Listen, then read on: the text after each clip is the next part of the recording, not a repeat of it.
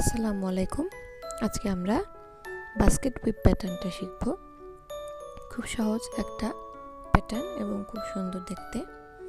তো আসুন শুরু করা যাক। প্রথমে একটা স্লিপ নট দিয়ে নিচ্ছি এবং আমাদেরকে 10 গুণের যে কোনো সংখ্যায় চেইন তুলতে হবে এবং এর সাথে আরও 8টা চেইন তুলতে হবে। তার মানে 10-এর সাথে আরও 8।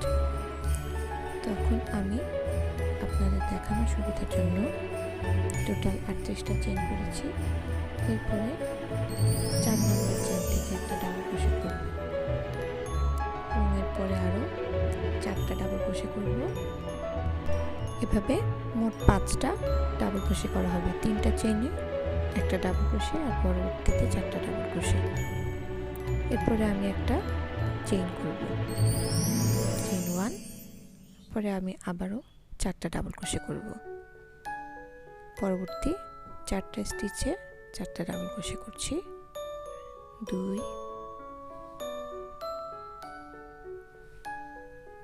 3 এবং 4।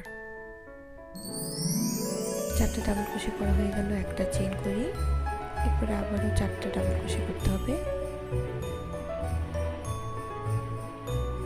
এভাবে 4টা করে ডাবল ক্রোশে আর একটা চেইন, এরকম করে পুরো প্রথম রোটা আমরা শেষ করে ফেলব।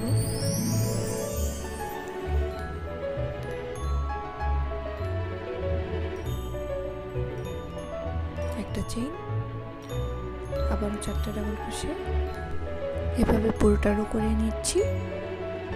রোটা শেষ হয়ে গেল। এখন 3টা চেইন করব এবং আমাদের কাজটাকে ঘুরিয়ে নিলাম। এখন রো 2 কাজ শুরু করছি। রো 2তে আমাদের প্রথম 4টা স্টিচে ফ্রন্ট পোস্ট ডাবল ক্রোশে করতে হবে। পরবর্তী স্টিচেও ফ্রন্ট পোস্ট ডাবল ক্রোশে,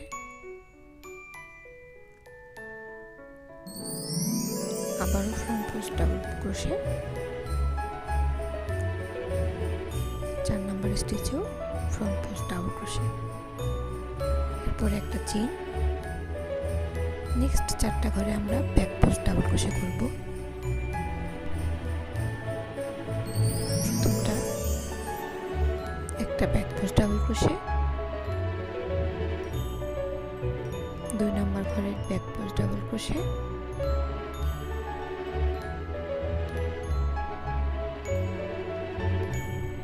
3 নম্বর ব্যাক পোস্ট ডাবল ক্রোশে এবং 4 নম্বর back post double crochet. Next chain 1, এরপরে 4টা ঘরে ফ্রন্ট পোস্ট ডাবল ক্রোশে। এভাবে 4টা করে ফ্রন্ট পোস্ট এবং ব্যাক পোস্ট ডাবল ক্রোশে দিয়ে পুরোটা রো আমাদেরকে শেষ করতে হবে।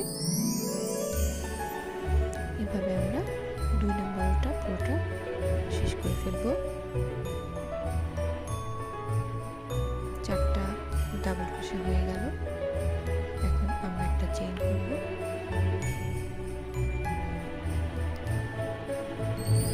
পুরোটা রো শেষ করে ফিরে আসলাম।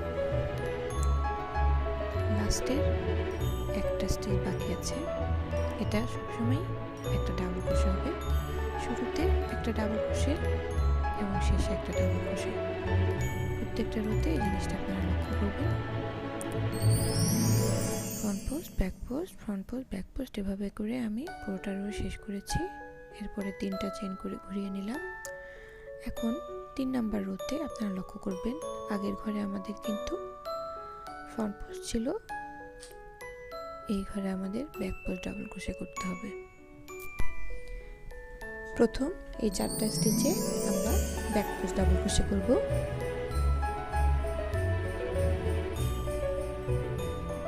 দ্বিতীয় স্টিচেও ব্যাক পোস্ট ডাবল ক্রোশে, 3 নম্বর স্টিচেও একটা ব্যাক পোস্ট ডাবল ক্রোশে,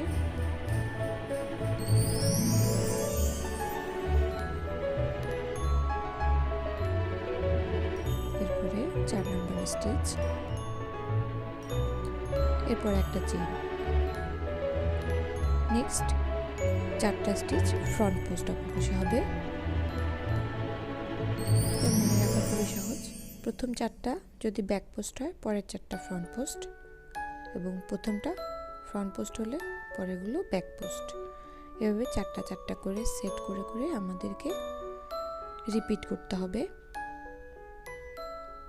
এবং আমাদের কিন্তু এই প্রথম 3টা রো এভাবেই রিপিট করতে হবে।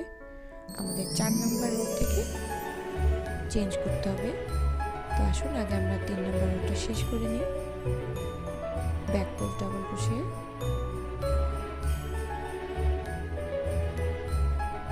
2 নাম্বার,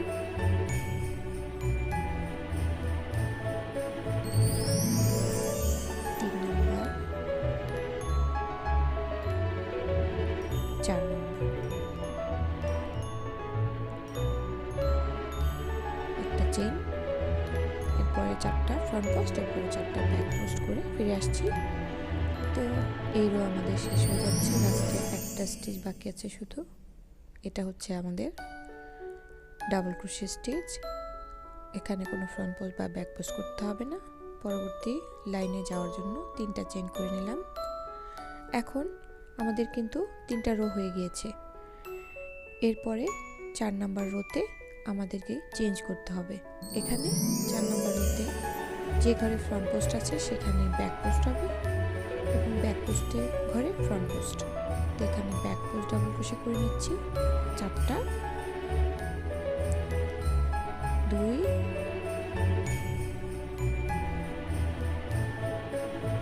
3,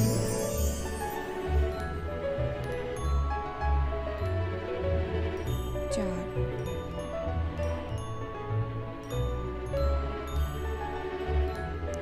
একটা চেইন। এরপরে এখানে ফ্রন্ট পোস্ট ডাবল ক্রোশে করতে হবে। এখানে আগে ব্যাক পোস্ট ডাবল ক্রোশে করা ছিল। 4টা ফ্রন্ট পোস্ট ডাবল ক্রোশে, 2, 3 এবং 4। এরপরে একটা চেইন করে নেক্সট স্টিচে গিয়ে আমরা 4টা ব্যাক পোস্ট ডাবল ক্রোশে করব।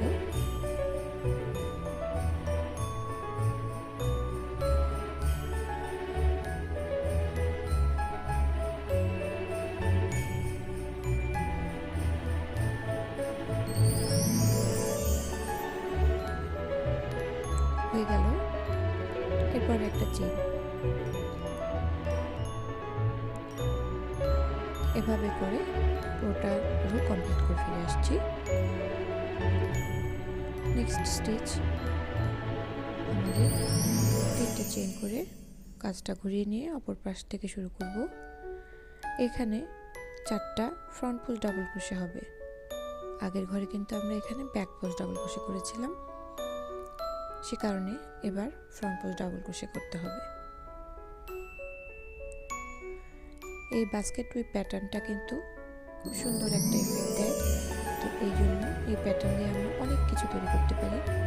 সোয়েটার, শাল, মাফলার, টুপি, এবং আপনারা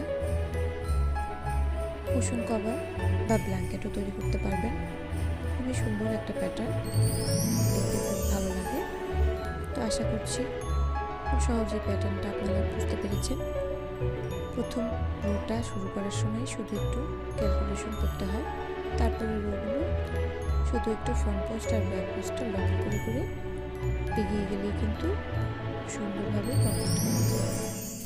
শুধু একটা জিনিসই লক্ষ্য রাখতে হবে যে 3টা রো পরপর আমাদেরকে ফ্রন্ট পোস্ট ব্যাক পোস্টটা অল্টারনেট করে নিতে হবে। 3 রো পরপর যদি ফ্রন্ট পোস্ট থাকে সেখানে ব্যাক পোস্ট করে নিতে হবে, ব্যাক পোস্ট থাকলে ফ্রন্ট পোস্ট করে নিতে হবে। নেক্সট রো আমরা আবারও 4টা ব্যাক পোস্ট ডাবল ক্রোশে করব।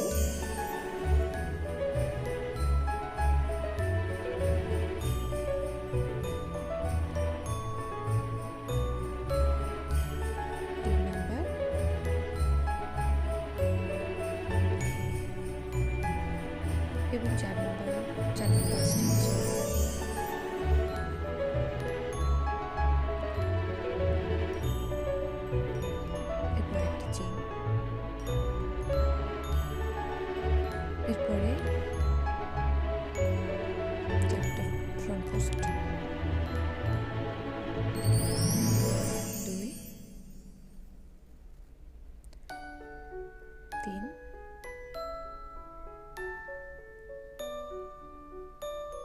4,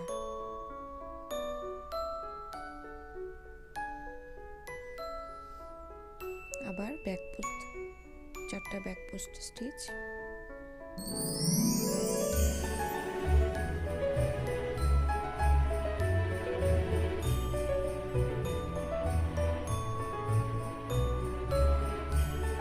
প্রতিটা স্টিচে এভাবে অল্টারনেট করে ফ্রন্ট পোস্ট আর ব্যাক পোস্ট ডাবল ক্রোশে দিয়ে শেষ করে নিতে হবে। 4টা করে শেষ করে ফেললাম। এখন আমাদের চেইন 1 করে পরবর্তী স্টিচে যেতে হবে। এভাবে করে 6টা রো আমাদের শেষ করে ফিরে আসছি। তো 6টা রো হয়ে গেল। এরপরে 7 নাম্বার রোতে এসে কিন্তু আমরা আবার আমাদের প্যাটার্নটা চেঞ্জ করব। 3টা চেইন করে আমি ঘুরিয়ে নিচ্ছি। এখন এখানে আমাদের ফ্রন্ট পোস্ট ছিল কিন্তু 4টা, এই জায়গায় এখন আমি ব্যাক পোস্ট ডাবল ক্রোশে দিয়ে শুরু করব। 4টা ব্যাক পোস্ট ডাবল ক্রোশে হবে।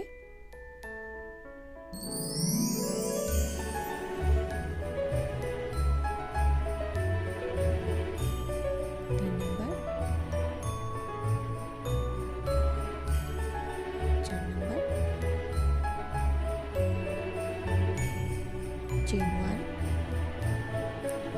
এরপরে এখানে ব্যাক পোস্ট ছিল তাই এখানে আমরা 4টা ফ্রন্ট পোস্ট ডাবল ক্রোশে দেব। 2, 3,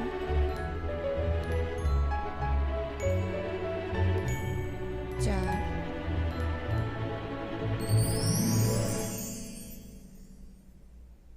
1টা চেইন।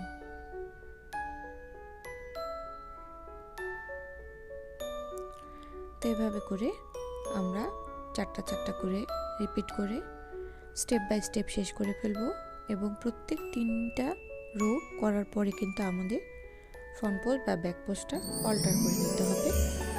তো আমরা ফিরে আসছি, আরও 3টা রো করে ফিরে আসলাম। আজকের টিউটোরিয়ালটা আপনাদের কেমন লাগলো তা কিন্তু অবশ্যই জানাবেন এবং সবাই আমাদের চ্যানেলটাকে সাবস্ক্রাইব করে লাইক, কমেন্ট এবং শেয়ারের মাধ্যমে আমাদেরকে উৎসাহিত করবেন এবং আপনাদের মূল্যবান পরামর্শ দেবেন যাতে আমরা সামনের কাজে আরও ভালো কিছু করতে পারি। সবাইকে অনেক অনেক ধন্যবাদ। আল্লাহ।